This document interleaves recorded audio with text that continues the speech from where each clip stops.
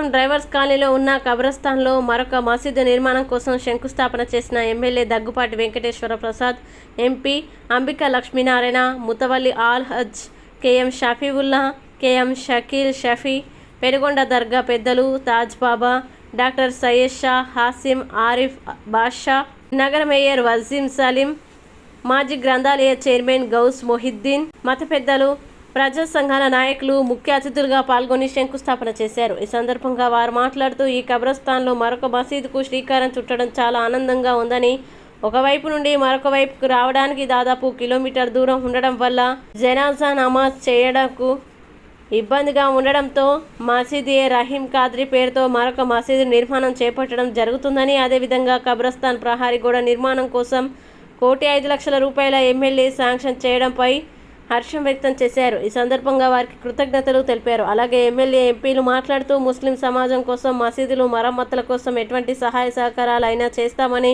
ఎల్లప్పుడూ ముస్లింల సమస్యలపై ఏ కష్టం వచ్చినా ఆదుకుంటామని తెలిపారు.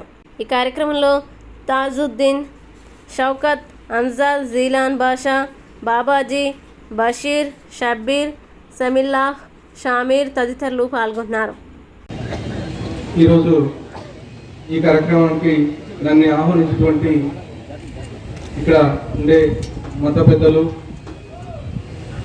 ముతవల్లీలు, అలాగే షకీల్ షఫీ అన్నకి,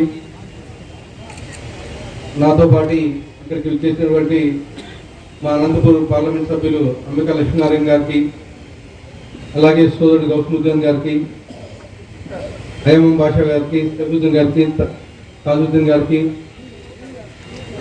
అలాగే ఇక్కడ ఉన్నటువంటి పెద్దలు అందరికీ పేరు పేరున నా నమస్కారాలు తెలియజేస్తూ, ఈరోజు ఈ ఫౌండేషన్ కార్యక్రమం గత వారం కిందటే షకీల్ అన్న ఫోన్ చేసి, మీ టైం బ్లాక్ చేసుకో బ్రదర్, మా వాళ్ళంతా వస్తున్నారు, మా మత పెద్దలు, తర్వాత ముతవల్లి అంతా వస్తున్నారు, కలుద్దాం ఒకసారి అని చెప్పేసి చెప్పారు.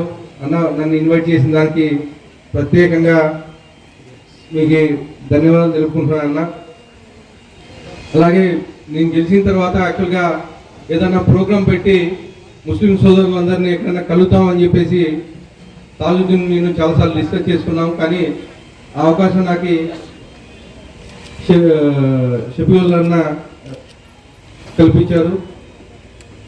ఖచ్చితంగా అంటే ఈ ప్రోగ్రాంలో కాకుండా మేమంతా కలిసి, ఎందుకంటే నాకు అనంతపురంలో మన ముస్లిం మైనార్టీ ఓటర్స్ చాలా ఎక్కువ మంది ఉన్నారు.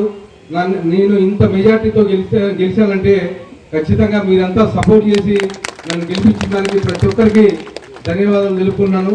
అలాగే నేను మొన్న మాట్లాడినప్పుడు కానీ అన్నకి చెప్పడం జరిగింది, అన్న 100 రోజులు అయిపోయింది, మనకి ఎక్కడన్నా మసీదు కానీ లేకపోతే ఎక్కడన్నా రిపేర్లు కానీ ఏమన్నా ఉంటే చెప్పండి అన్న, ఖచ్చితంగా ముందుకెళ్ళి చేపించేద్దామని చెప్పేసి చెప్పడం జరిగింది. ఖచ్చితంగా అన్న, నేను ఎప్పుడు అనంతపూర్ ముస్లిం తరఫున ఎప్పుడు ఏ అవసరం వచ్చినా కానీ, అసెంబ్లీలో అయితే ఏమీ, లేకపోతే ఇప్పుడు ముస్లిం మైనార్టీ మన ఫరూక్ అన్నున్నాడు, మొన్నగా నేను అడిగాను, అన్న మాకు ఏమన్నా కొద్దిగా చేయించండి అంటే, తీసుకురా తమ్ముడు, నువ్వు ఏం చెప్పినా నేను చేసి పెడతానని చెప్పేసి ఫరూక్ అన్నగానే చెప్పడం జరిగింది. ఖచ్చితంగా మీ తరఫున నేను ఉండి ఏ అవసరం వచ్చినా మీ ముందు నిలబడి ముందుకెళ్తానని చెప్పేసి తెలియజేస్తున్నాను. పెద్దలు కేఎం షఫీవుల్లా గారికి ప్రత్యేకంగా ధన్యవాదాలు తెలుపుకున్నాను. ఈనాటి కార్యక్రమంలో ముఖ్య అతిథులుగా విచ్చేసినటువంటి అనంతపురం శాసనసభ్యులు దగ్గుపాటి వెంకటేశ్వర ప్రసాద్ గారికి, మాజీ రాజ్యసభ సభ్యులు కేఎం షఫీవుల్లా గారికి, షకీల్ షఫీ గారికి,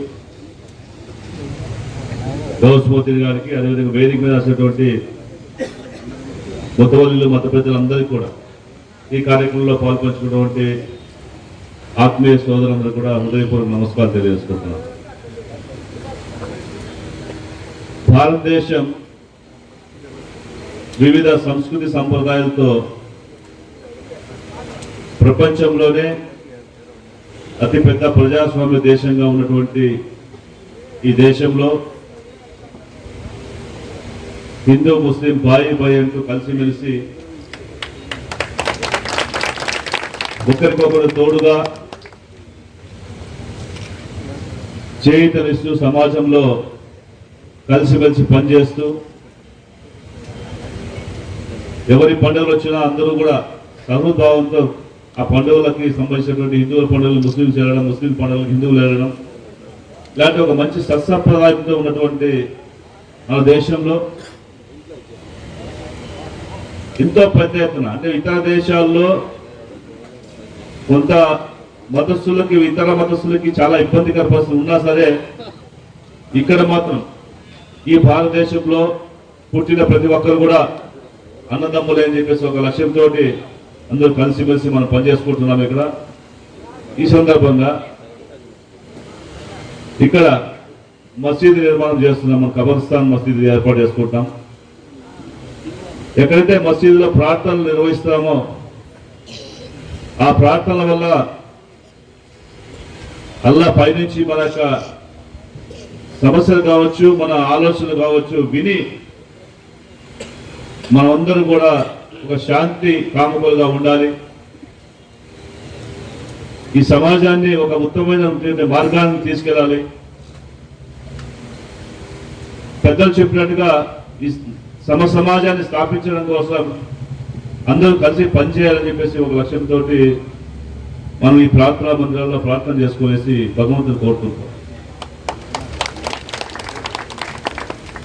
ఈ భగవనోత్సవాలను వివిధ రకాలుగా చేసిన అందరి ధ్యేయం భారతదేశం ఇంత అభివృద్ధి చెందాలి, భారతదేశంలో ఉన్నటువంటి ప్రతి ఒక్కరు కూడా సుఖ సంతోషంతో ఉండాలనేటువంటి ఒక ఆలోచనతో మనము ఈ కార్యక్రమం చేస్తుంటాం. కాబట్టి ఇక్కడ ఈరోజు ఈ మసీదు నిర్మాణం చేయడం అనేది ఒక మంచి అదృష్టంగా భావిస్తాను. ఈ కార్యక్రమంలో పాల్పంచుకునే అవకాశం నాకు ఇచ్చినటువంటి షకీల్ షఫీ గారికి నేను ధన్యవాదాలు తెలుసుకుంటాను. ఎందుకంటే ఒక ప్రార్థనా మందిరం నిర్మాణంలో మనము భాగస్వామ్యం అయ్యామంటే ఆ ప్రార్థనా మందిరంలో ఉన్నటువంటి ఆ మహత్వం ఏ విధంగా ఉంటుందంటే బయట ప్రపంచాల నుంచి లోపలికి వెళ్ళిన తర్వాత మరో ప్రపంచం వెళ్తాం. మనం ఈ బయట సమస్యల గురించి లేదా ఇంకో సమస్య గురించి ఏవి రావు మనం కూర్చోంటే. సో కేవలం భగవంతుని స్మరణ చేసుకుని అందరి బాగుండాలని కోరికతోటి ఆ ప్రాంతంలో మనం వెళ్తాం. కాబట్టి అలాంటి ప్రాంతం మరొకటి మళ్ళీ ఆంధ్రప్రదేశ్ ఈరోజు తొలడికి వేయబోతున్నాం. కాబట్టి ఈ సందర్భంగా అందరికీ పెద్దలందరికీ కూడా నా యొక్క హృదయపూర్వక అభినందనలు తెలియజేసుకుంటూ నా వంతు సహాయ సహకారం, ఎందుకంటే ముస్లిం కమ్యూనిటీకి సంబంధించి తెలుగుదేశం పార్టీ ఎప్పుడు కూడా అండదండలు అందిస్తూ ఉంటుంది. గతంలో ఉన్నటువంటి ఇమాములకి మోజాములకి ఇచ్చినటువంటి జీతాలు మొట్టమొదటి తెలుగుదేశం పార్టీ ప్రభుత్వంలోనే ఏర్పాటు చేయడం జరిగింది. అనేక రకాల మసీదు మరమ్మతులు కావచ్చు, షాదీఖానా నిర్మాణాలు కావచ్చు, వందల కోట్ల రూపాయలు ఇచ్చినటువంటి ఘనత తెలుగుదేశం పార్టీకి ఉంది. అదేవిధంగా హజ్ భవనాన్ని ఈరోజు కూడా మళ్ళీ కొత్తగా హజ్ భవనాన్ని 80 కోట్ల రూపాయలతోటి మళ్ళీ కొత్తగా విజయవాడలో ఏర్పాటు చేసినటువంటి కార్యక్రమం కూడా శ్రీకారం చుట్టబోతున్నారు.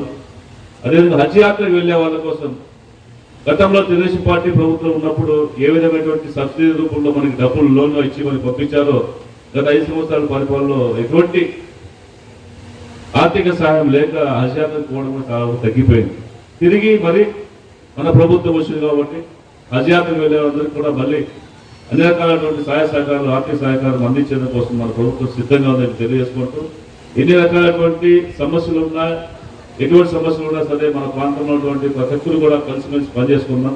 ఈ నగరంతో పాటు మన జిల్లాని అన్ని రకాల అభివృద్ధి పాటు తీసుకోలేని కోసం మేమందరం కూడా ఎమ్మెల్యే గారు మేమంతా కలిసి ఎప్పుడు కూడా కష్టపడుతుంటాం. మీ సమస్య ఏమన్నా సరే మా దృష్టి తీసుకెళ్తే వెంటనే స్పందించి వాటి పట్ల మేము వెంటనే నిర్ణయాలు తీసుకొని మా అందరికీ మంచి చేసుకొని మేము సిద్ధంగా ఉంటాం తెలియజేసుకుంటూ ఈరోజు ఈ కార్యక్రమంలో పాల్పంచుకునే అవకాశం ఇచ్చినటువంటి పెద్దలందరికీ అదేవిధంగా మీ అందరికీ కూడా మరొకసారి ధన్యవాదాలు చేసుకుంటూ సెలవు తీసుకుంటాను.